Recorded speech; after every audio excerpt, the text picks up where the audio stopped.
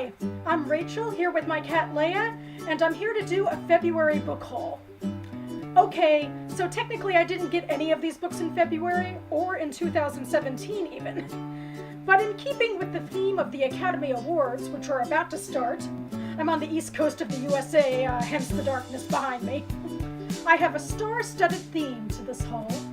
These are all books that I got signed by the author in 2016, so I thought I'd show them off and give a little background about each celebrity interaction.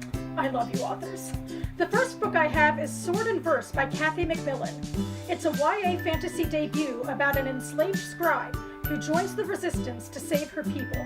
My connection to this book has less to do with the author than with her good friend and beta reader, Manu. Manu is my friend too, but she lives in Brazil and I hardly ever get to see her. But Kathy McMillan lives in my small state of Maryland, and Manu came last January to help her promote the book. They even had an event at a library that's like 15 minutes away from my parents' house. I read the book and I liked it, although the romantic subplot was a little much for me. But in terms of world building, McMillan focused a lot on how myth-making and language help to create and inform culture and identity. She even created 3 distinct languages for her book, and she signed my name in one of them. Pretty cool. I got this next book from the Gaithersburg Book Festival, which takes place in my county. I like to be on the lookout for lesser-known authors with local connections, and I found that last year with Get a Grip, Short Stories About Baltimore City by Kathy Flann.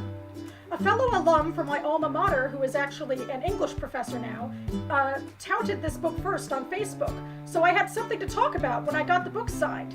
It definitely makes these author interactions easier. And I also read this book after talking about it in my Try a Short Story tag video last July. My favorite story was Half a Brother, which dealt most concretely with Baltimore's race and class issues, when the fates of 2 Estonian brothers diverge based on the colors of their skin. The third book is a novel, As Close to Us as Breathing by Elizabeth Polliner. It chronicles a Jewish-American family that suffers the loss of a child in the 1940s, and how that grief affects them for years to come. I know Liz Polliner because she led workshops that I attended a couple of years ago at a local writing center for advanced fiction. And when I came up to her at her reading, she remembered the gist of my short story, which... It was pretty thrilling to tell her that I got it published in Minerva Rising Literary Journal.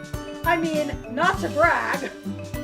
I think my hair's on the other side, actually. Her novel was a very moving character study, and it was nominated for the Center of Fiction First Novel Prize longlist. Another silly little connection, those of you affiliated with the adult literature side of BookTube might know of Steve Donahue, a prolific book critic and video producer who lives in Boston.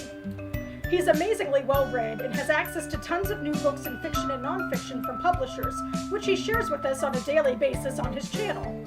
Well, I first found Steve when I was looking around for reviews of this book. I figured that it might be a little literary fiction niche, and that Polliner didn't have the publicity behind her to get noticed a lot by BookTube. But Steve did a review of this book, and I've been watching his videos ever since. I'm about as small fry as booktubers come, but I still wanted to do a lurker shout out and say hi, Steve! Anywho, next I'll talk about The Mystics at Mile End by Sigal Samuel. I read this with my book club, and then we attended an author lecture at the Washington, D.C. Jewish Community Center. It was a really amazing talk. The book is about this mystical account about how a Jewish family steeped in Kabbalah attempts to find the Tree of Life.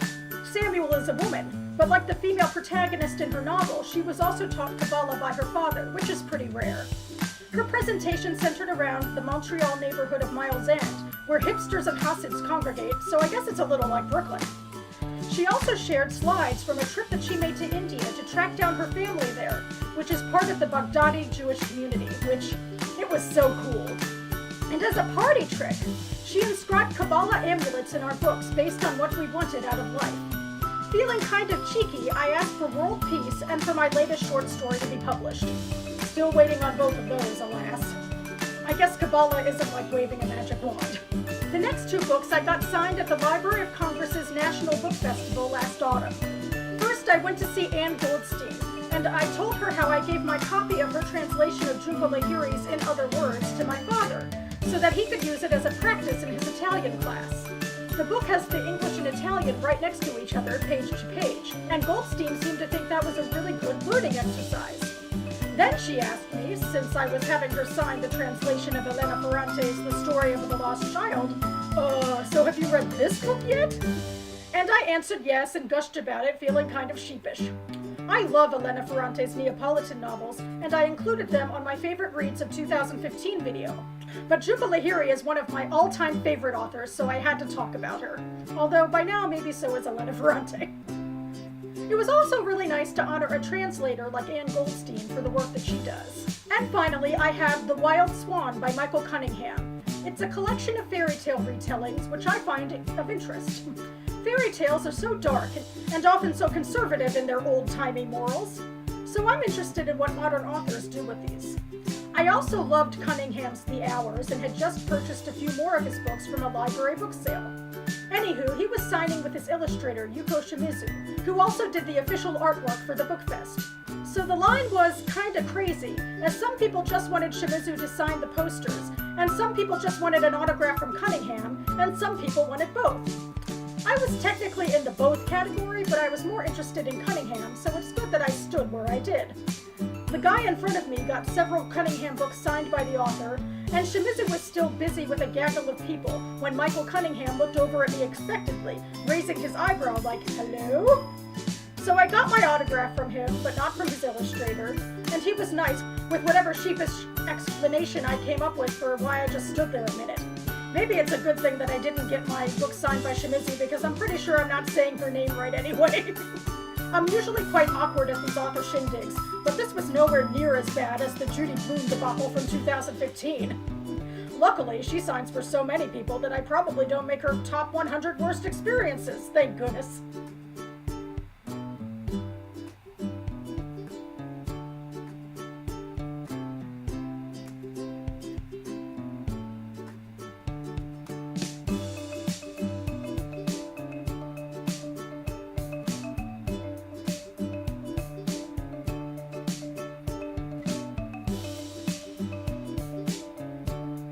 That's about it for now. If you'd like to talk to me about any of these books or any of your own signed books and author experiences, I'd love to hear about it. Thanks so much for watching, and I'll see you next time.